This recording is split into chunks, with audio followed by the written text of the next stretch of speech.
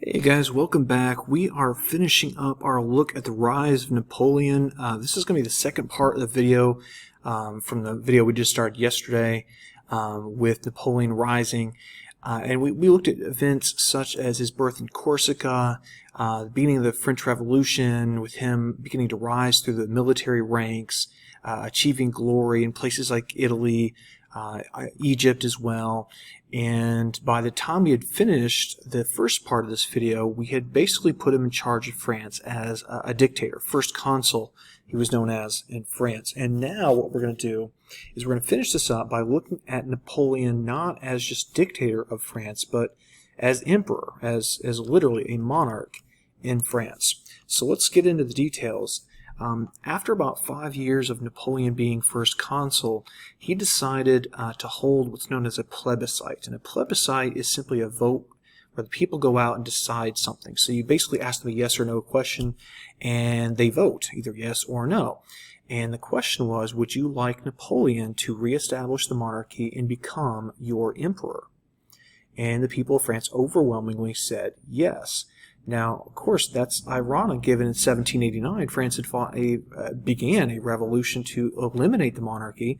In fact, had killed off King Louis XVI and his wife Marie Antoinette, and here they are bringing the monarchy back. Now, Napoleon's coronation is somewhat famous. It took place here in Notre Dame, this cathedral in the heart of Paris, which has been around for many, many years. It was in the news not too long ago for catching on fire. And at the coronation, Napoleon invited the Pope to come to France to put the crown on Napoleon's head. It's sort of a way of showing that the Pope approves of Napoleon becoming emperor. And this is a big deal because France is a Catholic country, and so this will give Napoleon more legitimacy, or so he's hoping. Now, what's famous about this coronation is at the ceremony, Napoleon famously took the crown from the Pope's hand and put it on his own head. He crowned himself. And this was not just random. This was symbolic of the fact that he saw himself as a self-made man, that he had come from very humble beginnings to becoming the ruler of France, the most powerful country in Europe. There's his wife, Josephine, by the way. The painting we just saw is in Paris. It's in the Louvre, which is a famous museum there today, and it is absolutely massive. If you look at this thing, it is almost life-size in terms of how large the people are in the painting. This painting was done by a famous revolutionary artist named Jacques-Louis David. You might remember a painting we saw not too long ago of a man named Jean-Paul Marat who had been stabbed to death in his bathtub. That was the same artist who painted this one as well. So now we have an emperor. The monarchy has been reestablished in France, and Napoleon certainly looks like a king or emperor in this picture. All right, main idea number 3. The Napoleonic Wars pitted France against most of Europe in a long, bloody struggle for dominance. Well, we call these wars between Napoleon and most of Europe simply the Napoleonic Wars, and they are basically an extension of the wars that began during the French Revolution. All told, France is going to be at war for about 20, actually more than 20 years straight, more or less. There's a couple gaps here and there, but basically about 20 years of war. Now, we're going to find out that one of the most, probably the worst thorn in Napoleon's side in these Napoleonic Wars will be Britain. And the question is, why could Napoleon take over country after country after country after country, but not Britain? What is unique? What is special about Britain? And of course, it's this right here, the English Channel. That's what separates France from Britain, and Britain had the best navy in the world, and they are going to show that off because Napoleon is going to try to invade Britain. He gets together a Spanish and French fleet, a combined fleet, and they are going to sail up and defeat the Royal Navy, the British Navy, and try to invade. And he fails at the Battle of Trafalgar. Napoleon's Spanish-French fleet is defeated soundly. It's not even close. It's an absolute blowout, and the British are saved from invasion. So this one battle is what saves Britain from becoming like all those other countries across Europe under the heel of Napoleon. And the fact that he couldn't conquer Britain really will come back to haunt him in a big way later. Now, the hero of this battle, from the British side anyways, was Horatio Nelson. He was a British admiral. You can see him right here. He was wounded during the battle. He was shot by a sniper from a French ship, and he lingered for a while. He famously said, "Now I am satisfied. Thank God I have done my duty." But he did in fact die during this battle. And what's remarkable about this is his ship, his flagship, the HMS Victory, is still around. This is the real ship. Even though this battle took place over 200 years ago, his ship is still preserved as a museum ship in Britain today. And you can go check it out. It had 104 cannons on it. And the spot where Nelson was wounded, they have a little plaque on the deck there. All right, main idea number 4, the Napoleonic Wars allowed Napoleon to transform Europe, but also created anti-Napoleon resistance. So let's look at how Napoleon is going to dominate Europe. And this is going to first involve our looking at something called a blockade.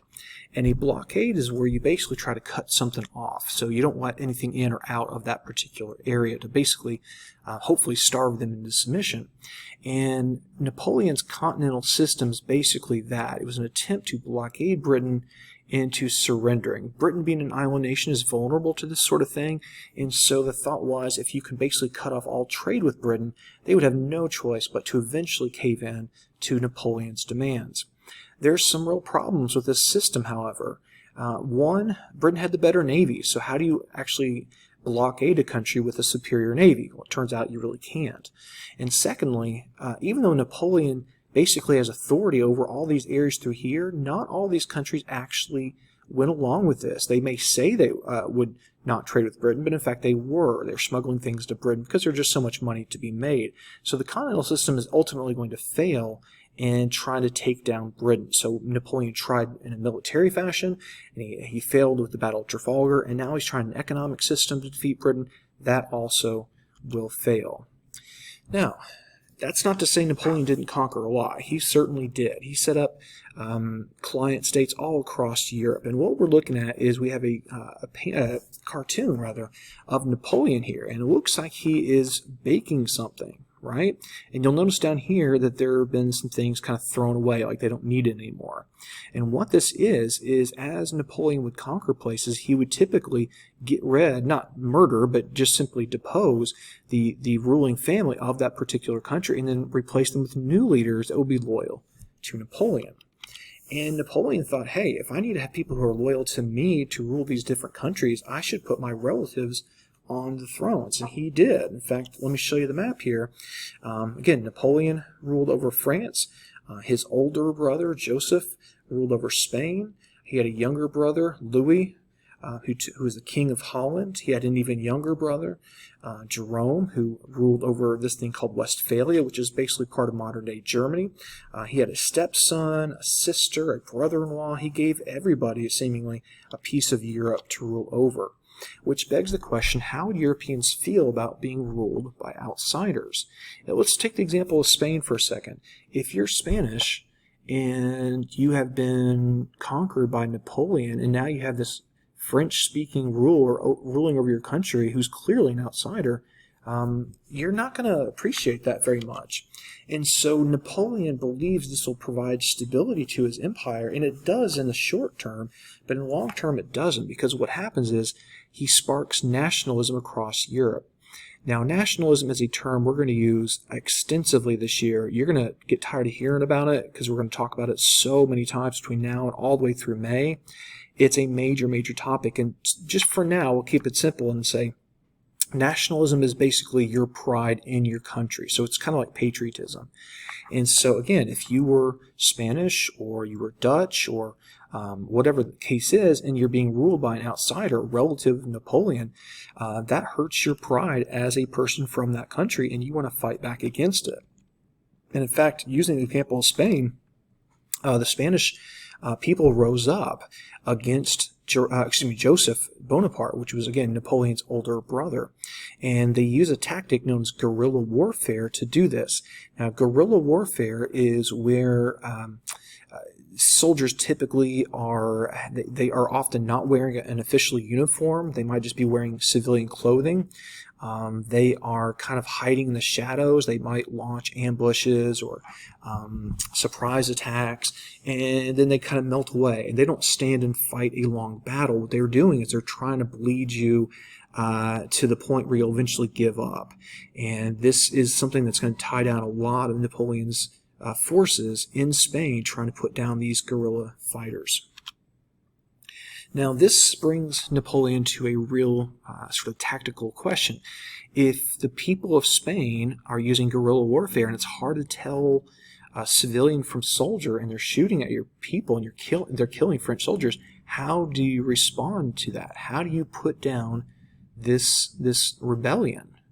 And Napoleon decided that overwhelming force was the answer.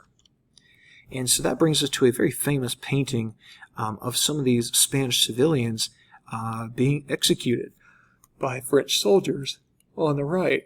And it turns out this strategy is very counterproductive, because if you think you're going to motivate people into behaving, into being loyal to you by killing those same people, that's not going to work. They're eventually going to fight back harder than ever. So this is something that is going to, again, further weaken Napoleon by drawing more soldiers away that could be used for other attacks or defenses of France. They're being kind of just distributed all across Europe, trying to put down these rebellions left and right. All right, so we have covered in these two videos the major events on Napoleon's rise to power, and we first saw him rise through the military ranks, then the political ranks as first consul, and eventually we put him on the throne of France. And we also discussed Napoleon's means of control, largely by putting his relatives on the different thrones of the countries he had taken over or forced to be his allies. We've also placed some obstacles in Napoleon's way. He couldn't take Britain, for example. His Continental System failed. His invasion plans failed at the Battle of Trafalgar. We also talked about resistance to those new rulers Napoleon chose for these people. So we have Napoleon at a place where he's basically at the peak of his power. We can already see some warning signs that he's not going to last forever. And in our next video, we're going to talk about some other big mistakes Napoleon's going to make. We'll also look at his final fall from power.